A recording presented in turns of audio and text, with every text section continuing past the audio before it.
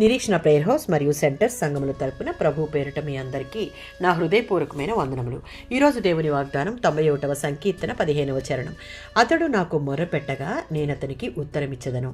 91వ సంకీర్తన 14 నుంచి 16 చరణాలలో దేవుని నిజంగా ప్రేమించే వారిని దేవుడు విడిపిస్తాడు, గొప్ప చేస్తాడు. వారి ప్రార్థనలకు జవాబిస్తాడు. వారిని సంరక్షించి గౌరవించి సంతృప్తిపరుస్తాడు. దీర్ఘాయుషునిచ్చి వారిని నిలవబెడతాడు. దేవుని నామము నెరిగిన వాడు దేవునితో నిబంధన పూర్వకమైన సంబంధంలో ఉన్నవాడే. యెహోవా ఇశ్రాయేలును కాపాడి ఆశీర్వదించడం ద్వారా తన రక్షణను వెల్లడి చేస్తున్నాడు. వారిని విడిపిస్తాడు, కాపాడుతాడు, జవాబిస్తాడు.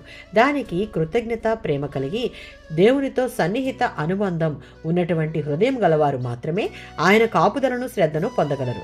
కష్ట సమయంలో ఆయన వారితో ఉంటాడు, వారి ప్రార్థనలను వింటాడు. 50వ సంకీర్తన 15వ చరణం. కష్టకాలంలో మనం దేవునికి మొరపెట్టాలని దేవుని యొక్క ఉద్దేశం.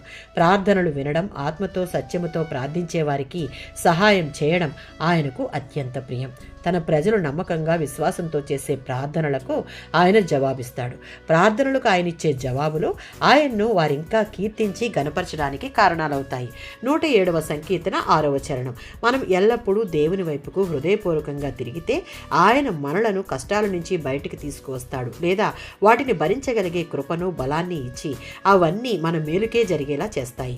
ఈ మేలు అనుభవించుటకు ముందు పడేటటువంటి శ్రమలలో మన విశ్వాసాన్ని ఘనపరుచుకోవాలి.